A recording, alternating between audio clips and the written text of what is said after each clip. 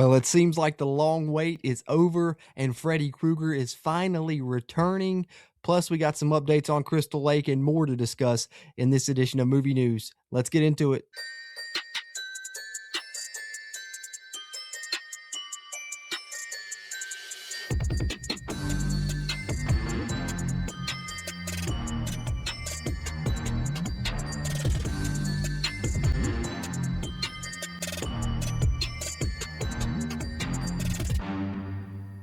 What's happening? What's happening? What's happening? Welcome back into JC's Movies, where you can see all kind of movie and TV show talk with me, JC, here today to discuss some horror updates. We've got Nightmare on Elm Street, we've got Friday the 13th with the Crystal Lake series, we've got Carrie, and plenty more to discuss. So let's dive right in here with the big news of the week, and that is Nightmare on Elm Street finally coming back. Paramount getting a deal with the Wes Craven estate, as we'll read through here a little bit of this Hollywood Reporter article, hit on some of the big key spots from it and talk a bit about this. As they state, Paramount Pictures has closed a deal for the U.S. rights.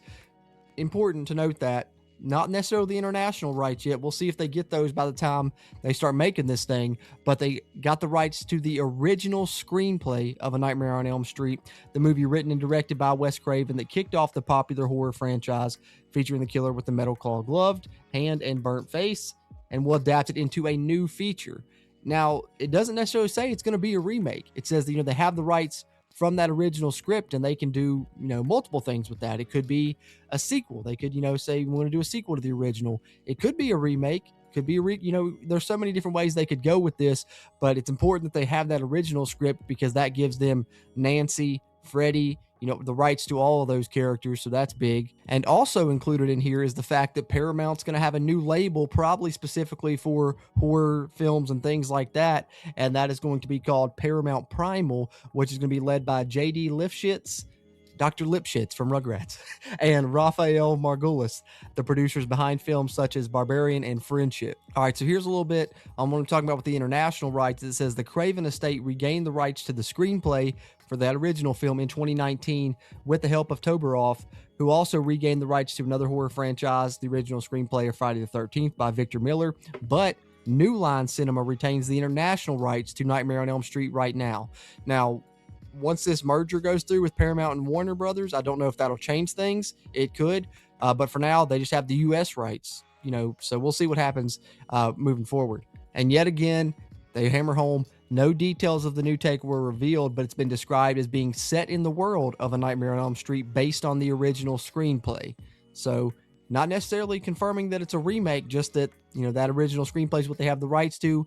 And in some way, it's probably going to use those characters or something like that, because we do know that, the original Nightmare on Elm Street 2 followed Jesse. So you never really kind of had that follow up with Nancy until, you saw her pop back up in Dream Warriors, my personal favorite Nightmare on Elm Street film. But maybe they'll do more of a direct sequel to that original with the character of Nancy. Who knows? A lot of ways they could take this. But either way you spin it, super exciting stuff here. Now we can begin to speculate on who should direct this, who should play Freddy Krueger, all of those fun things. We're going to get to talk about that in the future, as we know a Nightmare on Elm Street movie is coming at some point in the near future, and that's great news for horror fans. And then we also had some big news for Crystal Lake yesterday as the first teaser dropped. And not gonna lie, I kind of had mixed feelings about this being a prequel and probably not getting to see, Jason Voorhees besides, the little kid version at some point, I'm sure.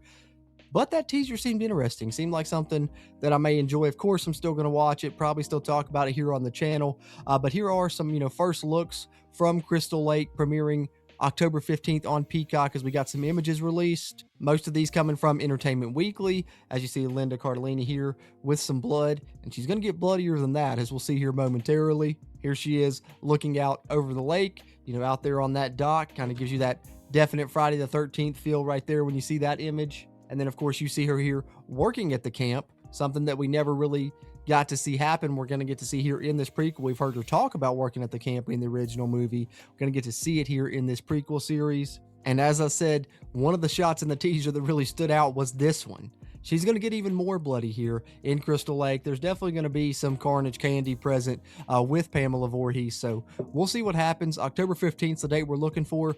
Also had this update, and this one kind of bittersweet, I guess you could say, as John Squire shares on social media, that Crystal Lake is not going to be a weekly series. So October 15th is not just, the first episode. They're dropping all 8 episodes on October 15th, which is fine because, you can binge it.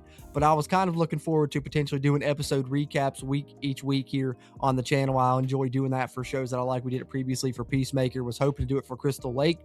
But with all 8 dropping at once, I guess we could just come on and do a review of the entire series instead. But that is the plan, is all 8 episodes of Crystal Lake will all release on Peacock on October 15th. And Entertainment Weekly was just sharing a bunch of horror news yesterday, as they also dropped some first look images from Carrie, and we got a lot more info on it, including the synopsis here. Of course, this will be on Prime Video, coming from Mike Flanagan. After her father's death thrusts her into public high school, Carrie is forced to navigate a viral bullying scandal that tears through her community and the awakening of telekinetic powers. And here's a look at the new Carrie White here in the Carrie show. And then, of course, they're, kind of doing a modern spin on this, but this definitely looks like the, plug it up scene from the original. We'll see, what happens in this one, but definitely, cell phones involved and stuff. So that's definitely probably going to be some bullying, videos being sent out and stuff like that. And then I love Matthew Lillard being in here. Looks like he's, one of the teachers here in the Carrie series. And you got to love Matthew Lillard. Anytime he pops up in anything, it instantly raises my excitement level for that project, and I enjoy it even more. One of my favorite actors. And then you see Carrie White with her mother there, played by, the longtime Mike Flanagan collaborator that you've seen in a lot of his projects. And you'll see some of those familiar faces from some of those Mike Flanagan projects popping up in this. But there's some first looks at Carrie. And then just lastly, a little on this day in movie history, as I continue to share this on both Twitter and Instagram. Give me a follow there if you can.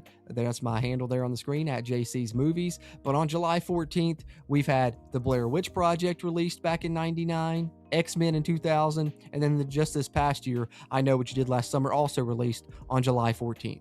But there you have it, some really good horror updates today, and I continue to cover that here on the channel. So if you're a fan of horror movies, also superhero and comedy, talked about a good bit on this channel. But definitely, if you're a fan of horror, be sure you subscribe here so we can talk some movies and TV shows together in the future. Would appreciate that. Also, you can hit the thumbs up button, help me out with the YouTube algorithm so this can find other fans of those genres like you and me. And let me know your thoughts in the comments.